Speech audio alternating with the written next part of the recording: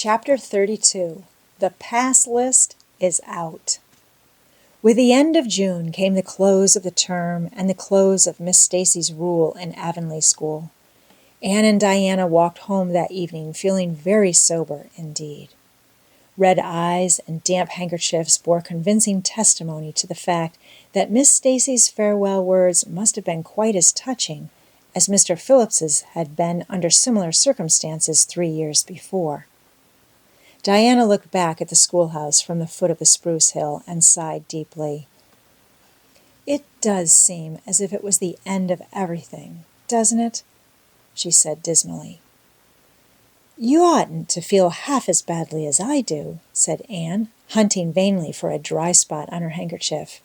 "You'll be back again next winter, but I suppose I've left the dear old school forever, if I have good luck, that is." "It won't be a bit the same. Miss Stacy won't be there, nor you, nor Jane, nor Ruby probably. I shall have to sit all alone, for I couldn't bear to have another deskmate after you. Oh, we have had jolly times, haven't we, Anne? It's dreadful to think they're all over." 2 big tears rolled down by Diana's nose. "If you would stop crying, I could," said Anne imploringly. "Just as soon as I put away my hanky, I see you brimming up, and that starts me off again. As Mrs. Lynde says, if you can't be as cheerful as you can. After all, I dare say I'll be back next year. This is one of the times I know I'm not going to pass. They're getting alarmingly frequent." "Why, you came out splendidly in the exams Miss Stacy gave." "Yes, but those exams didn't make me nervous. When I think of the real thing, you can't imagine what a horrid, cold, fluttery feeling comes round my heart. And then my number is 13, and Josie Pye says it's so unlucky. I am not superstitious, and I know it can make no difference, but still I wish it wasn't 13. "I do wish I was going in with you," said Diana. "Wouldn't we have a perfectly elegant time? But I suppose you'll have to cram in the evenings." "No. Miss Stacy has made us promise not to open a book at all. She says it would only tire and confuse us, and we are to go out walking and not think about the exams at all and go to bed early. It's good advice, but I expect it will be hard to follow. Good advice is apt to be, I think. Prissy Andrews told me that she sat up half the night, every night, for her entrance week and crammed for dear life, and I had determined to sit up at least as long as she did. It was so kind of your Aunt Josephine to ask me to stay at Beechwood while I'm in town." "You'll write to me while you're in, won't you?" "I'll write Tuesday night and tell you how the first day goes," promised Anne. "I'll be haunting the post office Wednesday," vowed Diana. Anne went to town the following Monday, and on Wednesday Diana haunted the post office as agreed and got her letter. "Dearest Diana," wrote Anne, "here it is Tuesday night, and I'm writing this in the library at Beechwood. Last night I was horribly lonesome, all alone in my room, and wished so much you were with me. I couldn't cram, because I'd promised Miss Stacy not to, but it was as hard to keep from opening my history as it used to be to keep from reading a story before my lessons were learned. This morning Miss Stacy came for me, and we went to the academy, calling for Jane and Ruby and Josie on our way. Ruby asked me to feel her hands, and they were as cold as ice. Josie said I looked as if I hadn't slept a wink, and she didn't believe I was strong enough to stand the grind of the teacher's course even if I did get through. There are times and seasons even yet when I don't feel that I've made any great headway in learning to like Josie Pye. When we reached the academy, there were scores of students there from all over the island. The first person we saw was Moody Spurgeon, sitting on the steps and muttering away to himself. Jane asked him what on earth he was doing, and he said he was repeating the multiplication table over and over to steady his nerves, and for pity's sake not to interrupt him, because if he stopped for a moment, he got frightened and forgot everything he ever knew. But the multiplication table kept all his facts firmly in their proper place. When we were assigned to our rooms, Miss Stacy had to leave us. Jane and I sat together, and Jane was so composed that I envied her. No need of the multiplication table for good, steady, sensible Jane. I wondered if I looked as I felt, and if they could hear my heart thumping clear across the room. Then a man came in and began distributing the English examination sheets. My hands grew cold then, and my head fairly whirled around as I picked it up. Just one awful moment. Diana, I felt exactly as I did 4 years ago when I asked Marilla if I might stay at Green Gables. And then everything cleared up in my mind, and my heart began beating again. I forgot to say that it had stopped altogether, for I knew I could do something with that paper anyhow. At noon we went home for dinner, and then back again for history in the afternoon.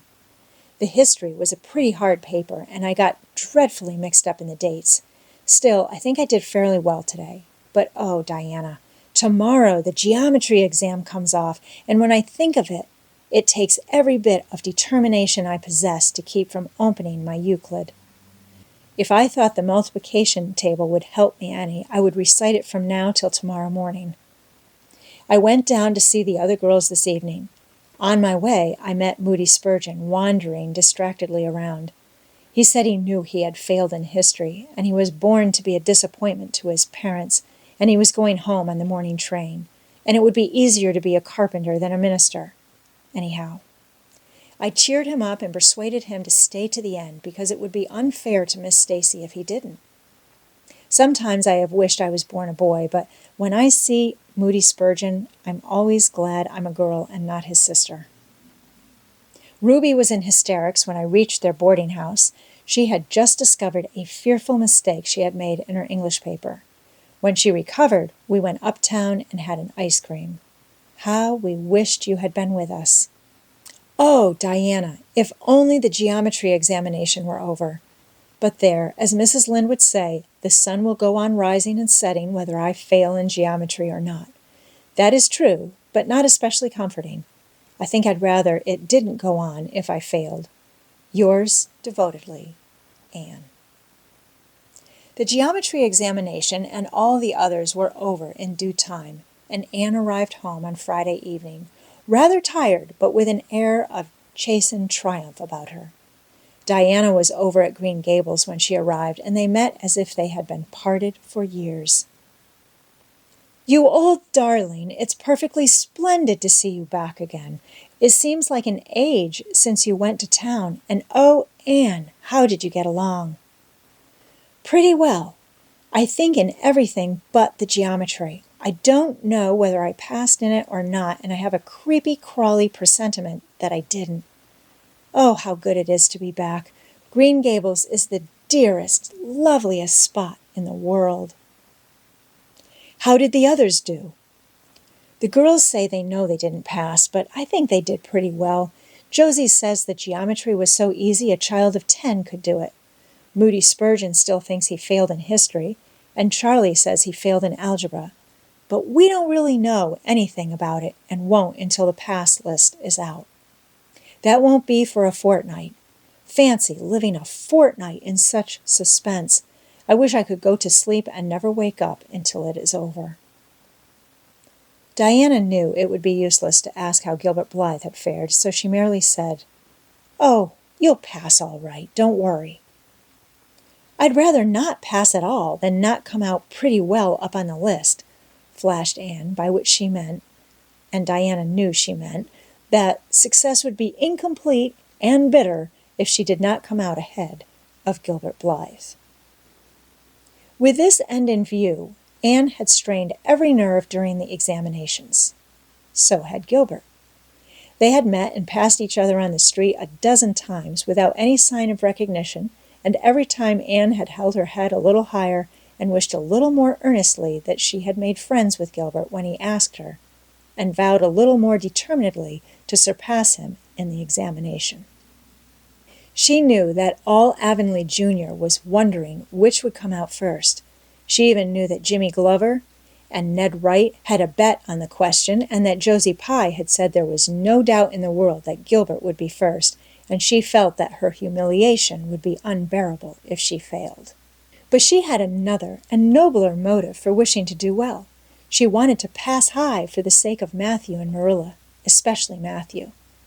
Mathew had declared to her his conviction that she would beat the whole island.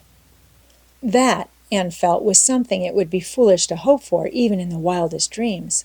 But she did hope fervently that she would be among the first 10 at least, so that she might see Mathew's kindly brown eyes gleam with pride in her achievement. That, she felt, would be a sweet reward indeed for all her hard work and patient grubbing among unimaginative equations and conjugations. At the end of the fortnight, Anne took to haunting the post office also, in the distracted company of Jane, Ruby, and Josie, opening the Charlottetown dailies with shaking hands and cold, sink-away feelings as bad as any experienced during the entrance week. Charlie and Gilbert were not above doing this too, but Moody Spurgeon stayed resolutely away. "I haven't got the grit to go there and look at a paper in cold blood," he told Anne. "I'm just going to wait until somebody comes and tells me suddenly whether I've passed or not." When 3 weeks had gone by without the pass list appearing, Anne began to feel that she really couldn't stand the strain much longer. Her appetite failed, and her interest in Avonlea doings languished. Mrs. Lynde wanted to know what else you could expect with a Tory superintendent of education at the head of affairs, and Mathew, noting Anne's paleness and indifference and the lagging steps that bore her home from the post office every afternoon, began seriously to wonder if he hadn't better vote grit at the next election. But one evening the news came.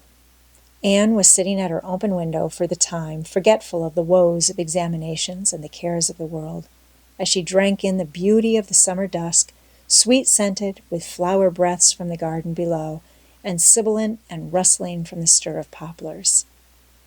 The eastern sky above the firs was flushed faintly pink from the reflection of the west, and Anne was wondering dreamily if the spirit of color looked like that, when she saw Diana come flying down through the firs, over the log bridge, and up the slope with a fluttering newspaper in her hand. Anne sprang to her feet, knowing at once what that paper contained. The pass list was out. Her head whirled and her heart beat until it hurt her. She could not move a step. It seemed an hour to her before Diana came rushing along the hall and burst into the room without even knocking, so great was her excitement. "Anne, you've passed!" she cried. "Passed, the very first! You and Gilbert both. Your ties. But your name is first. Oh, I'm so proud!" Diana flung the paper on the table and herself on Anne's bed, utterly breathless and incapable of further speech. Anne lighted the lamp, oversetting the match safe and using up 6 matches before her shaking hands could accomplish the task. Then she snatched up the paper. Yes, she had passed. There was her name at the very top of a list of 200. That moment was worth living for. "You did just splendidly, Anne," puffed Diana, recovering sufficiently to sit up and speak, for Anne, starry-eyed and rapt, had not uttered a word. "Father brought the paper home from Bright River not 10 minutes ago. It came out on the afternoon train, you know, and won't be here till tomorrow by mail. And when I saw the pass list, I just rushed over like a wild thing. You've all passed, every one of you, Moody Spurgeon and all, although he's conditioned in history.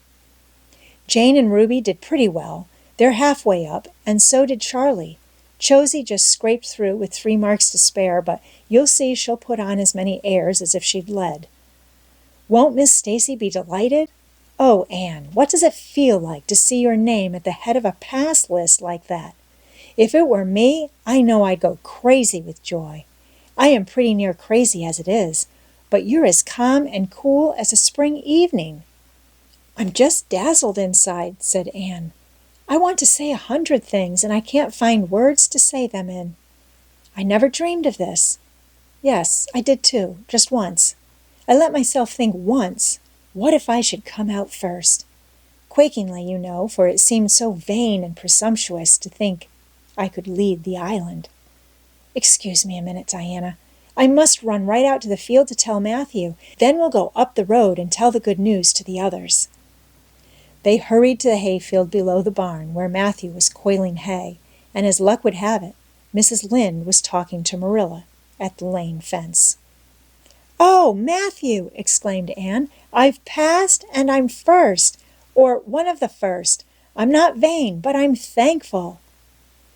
"Well, now, I always said it," said Matthew, gazing at the pass list delightedly. "I knew you could beat them all easy." "You've done pretty well, I must say, Anne," said Marilla, trying to hide her extreme pride in Anne from Mrs. Rachel's critical eye. But that good soul said heartily, "I just guess she has done well, and far be it from me to be backward in saying it. You're a credit to your friends, Anne, that's what, and we're all proud of you."